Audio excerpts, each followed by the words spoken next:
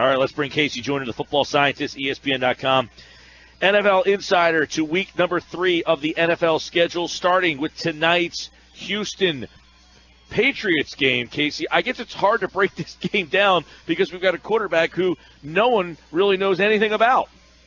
Yeah, the Patriots, it's one of those things where when Garoppolo takes over this year, like, oh, the Patriots offense is going to struggle, they're going to do badly. And then everybody sees what Garoppolo does before he gets hurt. It's like, okay, Bill Belichick can, turn, you-know-what into chicken salad. So, as it were, although maybe Garoppolo's just a lot better than we all thought and things, and it's not working magic. But, I mean, even Belichick made Matt Castle look good years ago. So it's one of those, he's got a rookie quarterback, but it's a road game for Houston, so it's like, well, geez, I wouldn't be surprised to see New England play well, but it is a rookie quarterback against a really good defense.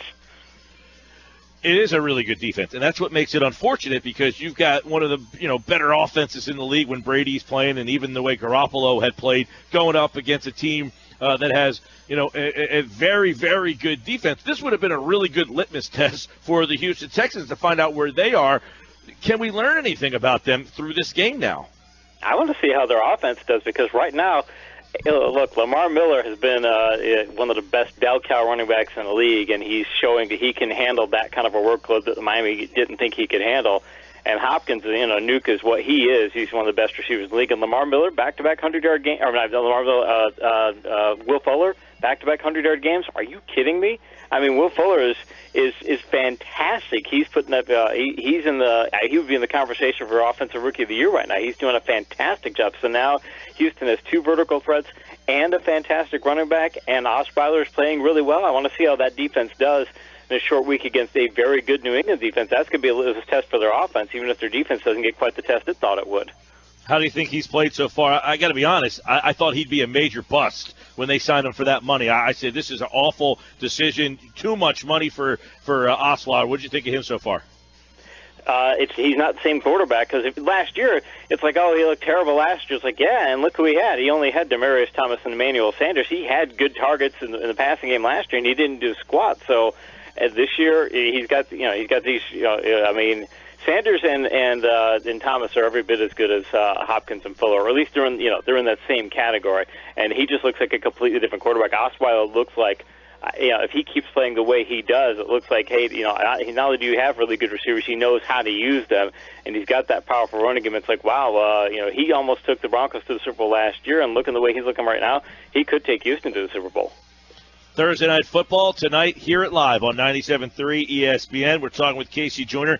All right, I looked at the schedule yesterday for the first time, and I ranked my 5 best games. We'll go over some of those, some with the NFC East intrigue here for Casey, and dive into the guts of this schedule. Where my most intriguing game is the one that I have the most interest in, other than the Philly game, would be the Giant-Redskin game. So let's start there in the NFC East. Washington, New York. Washington loses, they're 0-3. New York wins, they're 3-0. Are the Giants dead in the water if they lose this game? Washington could be dead in the water if they lose this game, and I'll tell you, it's a road game, by the way, for Washington. By the way, yeah. Just throw that in. The game's in New York. Games in New York. I just wrote an article for ESPN's Insider section, got posted today. It talked about the Washington's woes. Everybody's blaming Cousins, and Cousins is playing terribly. He a couple years ago, he ranked near the bottom of the league in my bad decision rate metric that measures how often the quarterback makes a mental error that turns into a turnover opportunity. He's playing just as badly this year. He's not hitting vertical passes. But Washington's run blocking is terrible. Their run defense is terrible. Bashar Breeland hasn't played particularly well. There are even things that I didn't even get to list in that article because I ran out of word space. Their special teams are among the worst in the league. And the NFC East is playing so much better. I think Washington's in a really bad way, and I think, they could be going 0-3 this week. And if they do that, the way the NFC East is playing, their season might be over before September's done. Where can they attack the Giants? Because I think the Giants' defense has gotten significantly better than that outfit we saw last year. Significantly. If the Saints couldn't pass against those guys, I don't know how Washington can, but I think Washington needs to go vertical. I think they need to, as odd as this sounds, you need to trust Cousins to make the vertical passes. And that's a problem for them because the players evidently, or at least as reports go, they're not so sold that Cousins can do that. And if Cousins can't hit the vertical passes, the whole reason, if you go look at his production last year, if you measure how many short passes the quarterback threw versus how many vertical passes they threw, the quarterback with the greatest disparity was Tom Brady. He had many more short passes. He had 16 more short passes than vertical. The second most was Cousins. He just did not throw many vertical passes, and I think this year he's trying to force vertical passes, but they need him to do that, so it's a quandary for them. You don't want to trust him, but it's what your offense needs to get things going.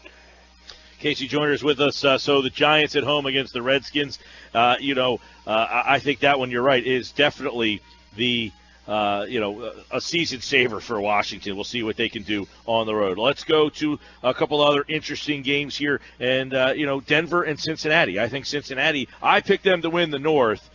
Denver, with Simeon such an unknown, they're going to go on the road here to Cincinnati. I think this is a really interesting game for Simeon.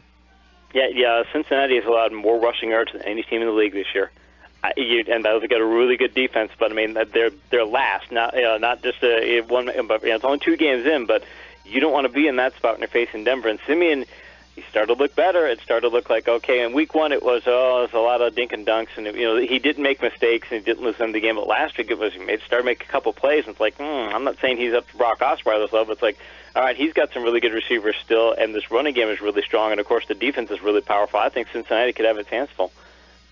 I think you look at Minnesota and Carolina, this game has changed a lot with Peterson. First, I want to get your take on how Minnesota looks now with no Peterson.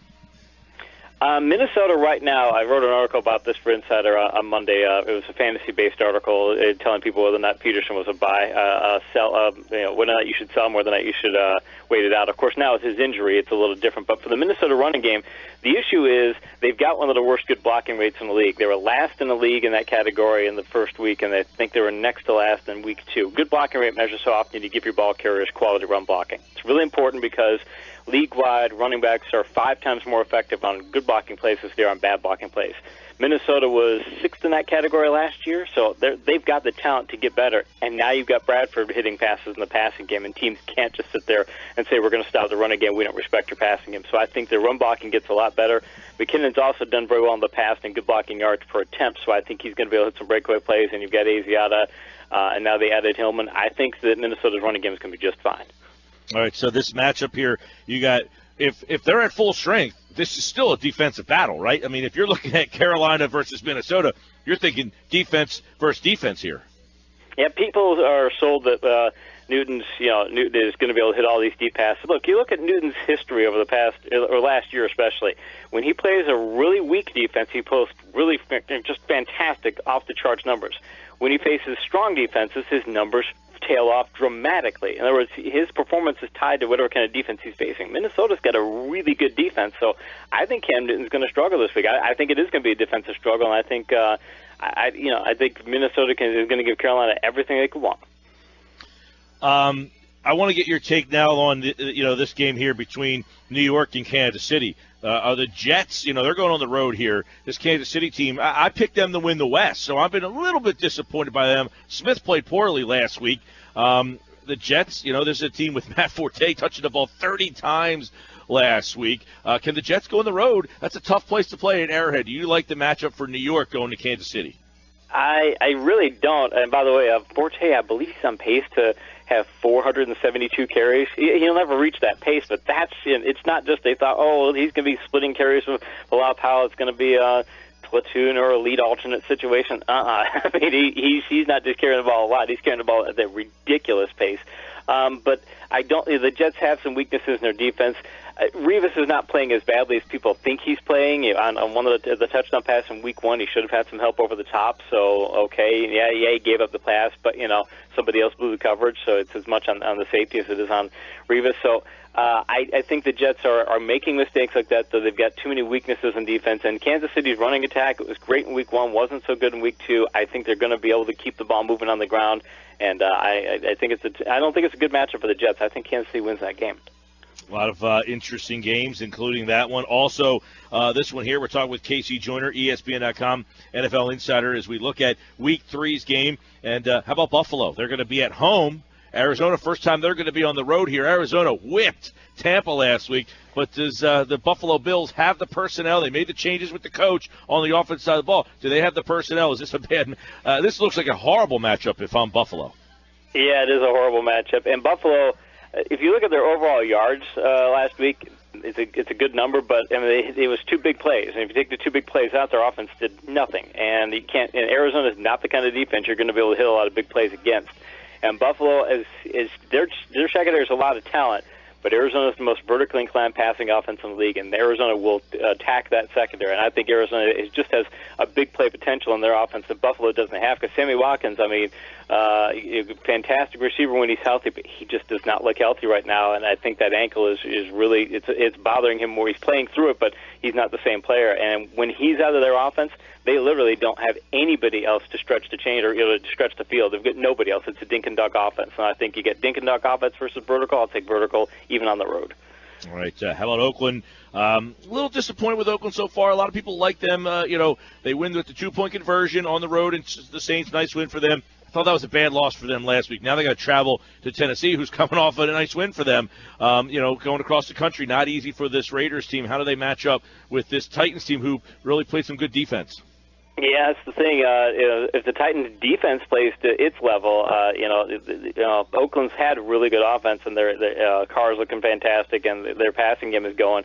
But the story for the Raiders is their pass defense has just been abysmal. Sean Smith has been torched plenty of times. He got beat for that 98-yard touchdown, and we got benched in Week 1, and he didn't play that much better last week. So if they can't fix their coverage, Oakland's going to have some problems all season long. Having said that, outside of Tajay Sharp, I don't think the Titans have anybody, and they've got Walker too, and Walker could hit some passes, but I don't think they have the kind of vertical threats that Oakland has. So I don't think that the Titans' offense is quite to the level where they're going to be able to take advantage of that weakness. So I got Oakland winning that one. All right, a couple more games here. You'll learn a lot if you listen to this segment with Casey Joyner here on these matchups. How about this one? Kind of an intriguing one because Seattle, awful last week. They're going to play San Francisco, who I was surprised at the amount of points San Fran was able to put on the board, considering they crossed the country, went to Carolina, and in the end, they're playing the Seattle team that looks like they're in disarray right now. What do you think about the Seahawks and this matchup with San Francisco? Seattle's in disarray on offense, in part because of injuries and their offensive line's not playing well. And Matt Baldwin got hurt, and Rawls have been hurt, and Wilson is hurt. I mean, you've got your top players banged up. You're going to have trouble moving the ball, especially. And the Rams are still a pretty good defense, so even though their offense has not played well. The Rams are a pretty good defense. So to see Seattle getting that kind of a game with them was not entirely a shock. Yeah, to put as many points today against Carolina was a big thing, but I think Carolina's secondary is not nearly as good as it was last year. And San Francisco didn't do anything running the football. Their running game still didn't look that good, I didn't think, last week. And when you go into Seattle, playing that kind of defense up there, I just think it's a really difficult matchup for San Francisco. So I think San Francisco I don't think they're going to play quite as well as they did last week, and I think Seattle's going to play a lot better. I think Seattle wins that one. In case you join us with us, all right, let's go to the Dallas game. We saw Chicago here last week. They were a mash unit. They lost a bunch on the defense. They were already weak defensively. No Cutler in that game. Is this a runaway for Dallas? I'm curious to see if Dallas is going to throw the ball on stretch vertical passes. That's where you throw the ball 20 more yards downfield. Dak Prescott's only thrown 5 of those passes this year, and he's thrown 4 of them to Dez Bryant, and none of them have been complete, and the other one that Prescott threw wasn't completed either. So they're not going stretch vertical, but with Chicago being kind of banged up in the secondary, and I don't think they've got the best safeties in the league, I want to see if Dallas will do that, because if they, when you're talking Chicago, when you've got Cutler out of the lineup, and the running game's been abysmal. I mean, they've got to bench Jeremy Langford. He's terrible. Or they've got to at least start giving Howard or Carey some more carries, because Langford's he's now had two games this year and 16 games last year to prove that he's just not a top-notch NFL back. But if Chicago's offense being in that kind of a dink and dunk mode, if you're Dallas, if you can hit just a couple of big plays, you can put them behind the 8 ball and really, especially on the road, really close that game out. So I'm looking for Dallas to be aggressive early and hit a couple of big plays, and then getting that old run the ball and shut the game out. So I got Dallas winning that one pretty handily. The Bears could lose to rookie quarterbacks 2 weeks in a row. That's a bad sign for where the rest of your season could be heading. Casey Joyner is with us. All right, let's get our hands dirty on this Eagles-Pittsburgh matchup here and get your take on. All right, on paper, it looks like Pittsburgh could be one of the better teams in the league, specifically offensively. So let's start there. How does Philadelphia's, this Jim Schwartz defense, which has been excellent so far, how do they match up with this high-powered Steelers offense? I tell you, they got to hope that Pittsburgh does what they did last week, although part of it had to do with the weather. They got to hope that Pittsburgh's just going to run the ball a lot, because Pittsburgh really didn't lean on their passing game that much last week. Again, partly weather-related. But the bad thing is Pittsburgh is one of the best good blocking rates in the league, so they can run the ball really well. Here's the thing for Philadelphia defense. ESPN Stats and Information has a metric called expected points added. What it basically means is how does your defense, if you measure your defense on a scoreboard, it measures on an expected points framework, and it says how many points did this defense add to your performance overall. Philadelphia's defense ranks first in the league in passing expected points added, meaning their pass defense has added more points to their bottom line than any other team in the league, and it's not even close. So I don't think Philadelphia's defense is going to play to that level against Pittsburgh, or if they can even play close to that level against Pittsburgh's passing offense, I think they can keep them in the game. All right, here's a question I have for you then. We know the Eagles' strength is with that front four, Cox and Logan, and the way Graham has been playing.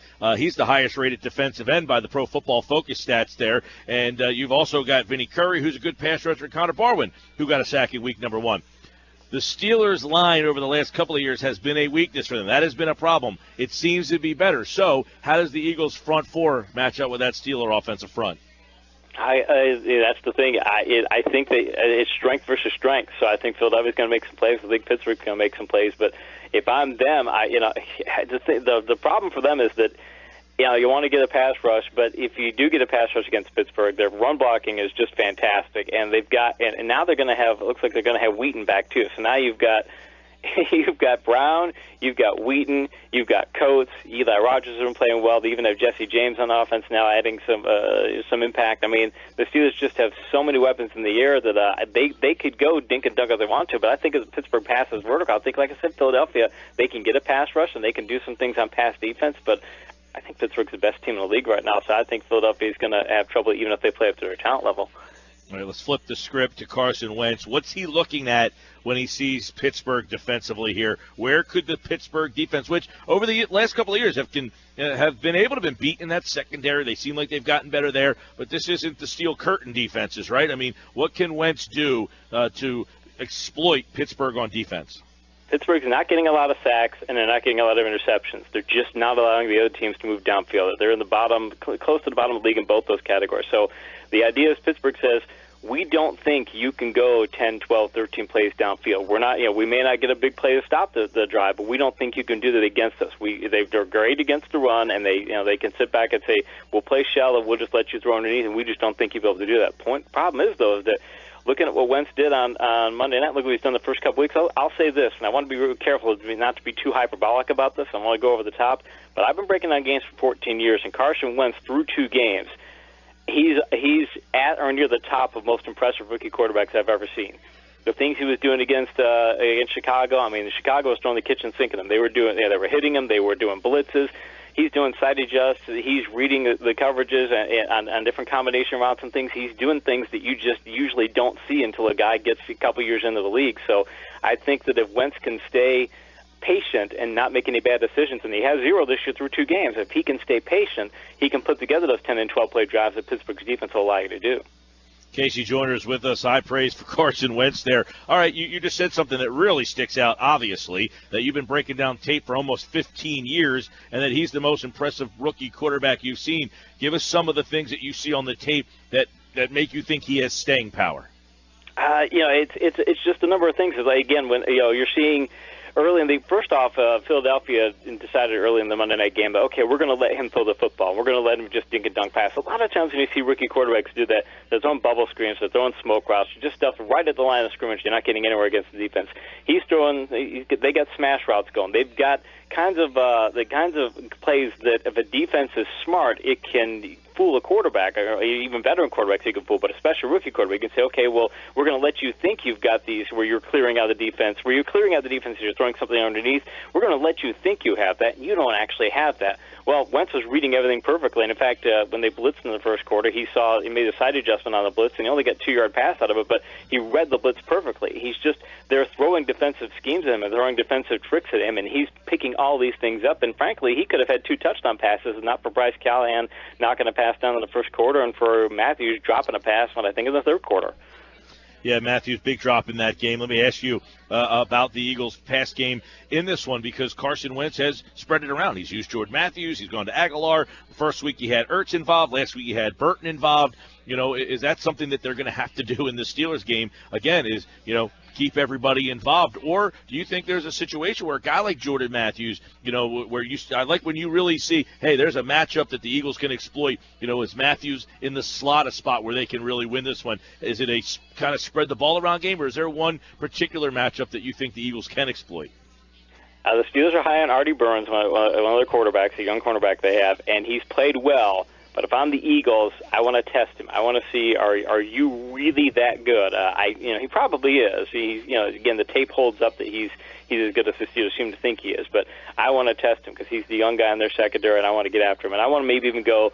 I want to spread out and go forward wide and say, okay, Steelers, you've got a kind of banged up secondary. They've got a lot of talent, but they've had a couple of players they've drafted in the past couple years, Golson and Grant, and a couple, Doran Grant, a couple of good cornerbacks, but those are guys who have been banged up for them, and I don't think they have quite as much depth. So if I'm the Eagles, I want to see, can your safeties cover? I want to see, can your dime cornerback cover? Can your fifth cornerback can your sixth cornerback cover? I mean, I want to get deep into the Steelers' reserves and see, okay, can you guys cover as well? Because I don't think they can, and I think the Eagles, even though they don't have an elite receiving talent, I mean, Matthews may be pretty close, but he's not quite there. I think the talent variance between their top guy and maybe their fifth guy is not nearly as variant as the Steelers' variance between their top guy and their fifth guy. All right. There's been a lot of comparisons. You said you watched the film.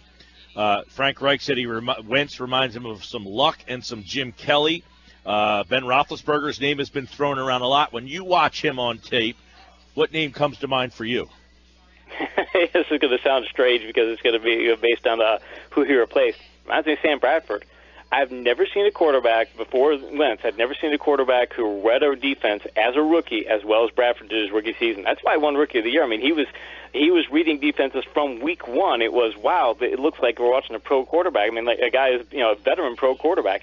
That's how good he is. But if you're talking, otherwise, here's the thing: people compare him to Luck and they compare him to Roethlisberger. Luck and Roethlisberger, Luck to this day has problems in the bad decision rate metric. He takes way too many chances. And Roethlisberger was terrible in bad decision rate in his rookie season. He was worst in the league. I mean, he was just incredibly bad. He was forcing passes to the coverages left and right. He was getting away with it, kind of like Cam Newton did his rookie season, forcing passes and making big plays and enough big plays, more than enough big plays to offset it. But that's not what Wentz is doing. Wentz is saying, okay, I'm reading these defenses. Give him what take him what you give me when you give me dink and dunk throws, but he's still making the vertical throws. So I'm not seeing it. I've not seen anybody do what he's done. I can't put him in a category with another quarterback because he's making all the short pass throws and he's picking his chances when he does go vertical, and he's not making bad decisions. Casey Joyner, all right.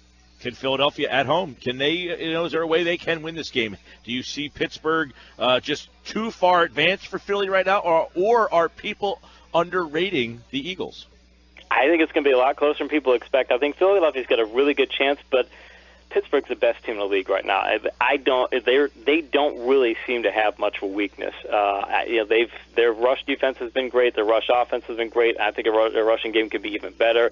Roethlisberger, and I think Antonio Brown said that Roethlisberger's playing as well as he's ever seen him play because Roethlisberger lost like 15 pounds in a lot better shape. So I just think Pittsburgh's the best team in the league. I don't think there's any team facing Pittsburgh right now that you would say would be the favorite. So I think Pittsburgh wins this game many more times than not. But, yeah, Philadelphia, if Wentz plays the way he's played the first couple weeks and if he doesn't force any bad decisions and the Eagles' pass defense plays the way it has, I think this could be a really close game. And if Pittsburgh makes an unfortunate turnover, I wouldn't be surprised to see Philadelphia win. All right, Casey Joyner breaking it down for you here. He'll be back on Monday to recap all of the Week 3 action at 5 o'clock here on the Sports Bash 97.3 ESPN. I look forward to that. Enjoy the games, Casey. You too, man. Appreciate it.